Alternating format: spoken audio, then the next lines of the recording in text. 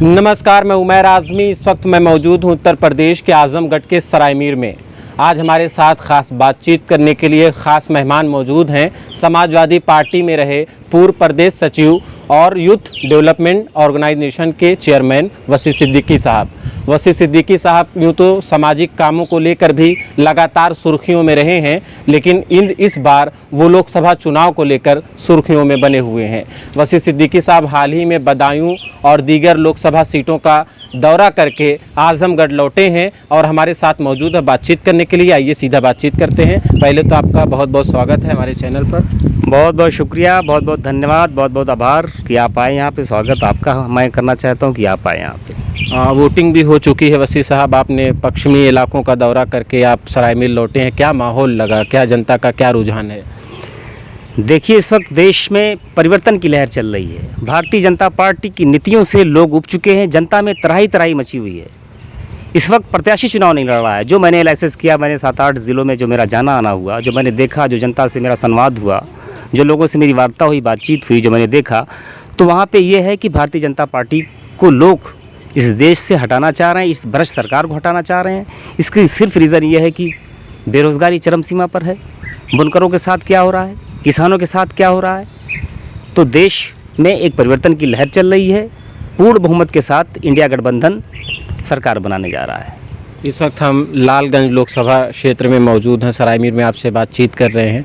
तो एक सवाल ये अपने आप में उठता है, जिस तरीके से आप बता रहे हैं कि अलायंस की तरफ, इंडिया गठबंधन की तरफ आवाम का रुझान है, लेकिन वहीं पर लालगंज की अगर बात की जाए तो पूर्व सांसद नीलम सोनकर, जो कि भारतीय जनता पार्टी से हैं और इस बार भी मजबूती से दावेदारी कर रही हैं और चुनाव लड़ रही हैं, तो कितनी बड़ी चुनौती है सपा प्रत्याशी के लिए, ख़ास तौर पर इंडिया गठबंधन के लिए?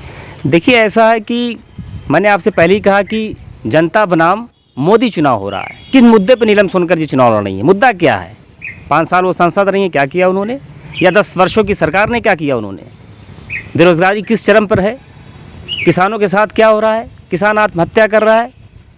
तो यहाँ पे कुछ चलने वाला नहीं है। समाजवादी पार्टी गठबंधन के सारे प्रत्याशी प्रचंड बहुमत से चुनाव जीतने जा रहे हैं। ये फैसला जनता ने दे दिया है। जनता का निर्णय ये है कि परिवर्तन चाह रही जनता, बदलाव चाह रही है। क्योंकि इस देश में क्या हुआ, जीएसटी, बेरोज़गारी, ये तमाम मुद्दे जो है जनता को मोबिलाइज कर रहे हैं कि जनता परिवर्तन चाह रही है। प्रधानमंत्री 400 पार की बात कर रहे हैं और जनता को अट्रैक्ट कर रहे हैं, अपनी योजनाओं को लेकर के गिनाते हैं और 400 पार की वो गारंटी दे रहे हैं। तो कितना बड़ा ये मुश्किल है विपक्ष के लिए कि 400 पार का नारा एक तरफ प्रधानमंत्री दे रहे हैं, एक तरफ सारा विपक्ष इकट्ठा हो गया है भारतीय जनता पार्टी के ख़िलाफ़। देखिए, ऐसा है कि प्रधानमंत्री नरेंद्र मोदी जी जुमलेबाज इंसान हैं। उनकी तमाम स्पीचों में, उनके तमाम मंचों पे कहीं रोज़गार की बात हुई, कहीं शिक्षा की बात हुई। 400 पार, किस बात पे 400 पार आप लेंगे? 10 साल आपको जनता ने दिया था, बहुमत की सरकार दी थी। क्या किया आपने इन 4 साल 10 वर्षों में? आपने हिंदू मुस्लिम किया, मंदिर मस्जिद किया, लोगों को लड़ाने का काम किया। आप चाहते तो देश में विकास का काम करते। कौन सा विकास आपने किया बताइए? आप किस मुद्दे पे जब भारतीय जनता पार्टी के प्रत्याशी वोट मांगने के लिए आएंगे? किसानों के साथ क्या हुआ बताइए? लखीमपुर खीरी में जो आंदोलन कर रहे थे किसान, उनके साथ क्या हुआ है? जो आपके पास कौन सा मैनिफेस्टो है? किस मैनिफेस्टो में आपने लिखा है कि ठीक है, हम बहुमत के साथ सरकार में आएंगे तो हम रोज़गार देंगे, शिक्षा देंगे? क्या देंगे बताइए? आज जीएसटी की बार झेल रहा है व्यापारी।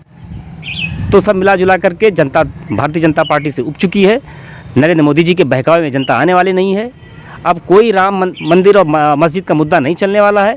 जनता विकास चाहती है, जनता तरक्की चाहती है, जनता रोज़गार चाहती है। एक आखिरी सवाल वसी साहब और हमारा आपसे ये है कि जिस तरीके से समाजवादी पार्टी ने अपने प्रत्याशियों को टिकट दिया है और इसको लेकर के भी लोग सवाल उठा रहे हैं अखिलेश यादव के लिए, राष्ट्रीय अध्यक्ष के लिए, कि उन्होंने कुछ प्रत्याशियों को सही तरीके से मतलब चयनित नहीं किया है। कुछ ऐसे पर इस तरीके की जो चीज़ें, चाहे विपक्ष कह रहा हो, चाहे आम नागरिक कह रहा हो, ये चीज़ें नुकसानदायक साबित होंगी गठबंधन के लिए? देखिए, अगर जनता परिवर्तन चाह रही है, अगर इन चीज़ों पे एनालिसिस किया जाएगा, जिसमें सच है कि प्रत्याशी सबके अनुकूल नहीं हो सकते, सारे प्रत्याशी सबके अच्छे नहीं लग सकते, कुछ कमियां इंसानों में होती हैं, तो ज़रूर जाहिर सी बात है प्रत्याशियों में भी कमी है। लेकिन इस वक्त जनता सारी चीज़ों को भूल करके प्रत्याशी कौन है कौन नहीं देख रहा है। इंडिया गठबंधन को लोग वोट देने जा रहे हैं, मतदान करने जा रहे हैं। देश को लोकतांत्रिक तरीके से फिर से आज़ाद कराने के लिए जनता मतदान करने जा रही है। और मुझे आशा है, विश्वास है कि आने वाली 4 तारीख को प्रचंड बहुमत के साथ इंडिया गठबंधन की सरकार बनेगी। देश में विकास होगा, अखंडता और एकता की सरकार बनेगी, हिंदू मुस्लिम एकता की सरकार बनेगी, देश में अमन और चैन की सरकार बनेगी, फिर से देश भारत की एक सोने की चिड़िया बनेगा। मुझे विश्वास है, मुझे यकीन है, और मैं आपके इस चैनल के माध्यम से निवेदन भी करना चाहता हूँ, जहाँ तक भी मेरी बात को लोग सुन रहे हैं, वो आने वाले समय में जो भी फेज़ में आपके चुनाव पड़ रहे हैं, उस चुनाव में आप बहुमत के साथ इंडिया गठबंधन के प्रत्याशी को विजयी बना करके देश में अमन और शांति की सरकार बनाएं। बहुत बहुत धन्यवाद सिद्दीकी साहब बातचीत करने के Thank लिए। you, thank you. हमारे साथ मौजूद थे वसीम सिद्दीकी साहब, जिनसे हमारी खास बातचीत हो रही थी, और इनका साफ तौर पे ये कहना था कि इस वक्त जो परिस्थितियां हैं देश में, प्रदेश में, लोग समाजवादी पार्टी और बात करें इंडिया गठबंधन की तरफ मूव कर रहे हैं और जुड़ रहे हैं इंडिया अलायंस के साथ, और भारतीय जनता पार्टी के खिलाफ न कि प्रत्याशी चुनाव लड़ रहे हैं बल्कि देश की जनता चुनाव लड़ रही है। ऐसी और तमाम खबरों के लिए आप बने रहिए। कैमरा पर्सन इरफान हाशमी के साथ उमैर आज़मी, सराय मीर, आजमगढ़।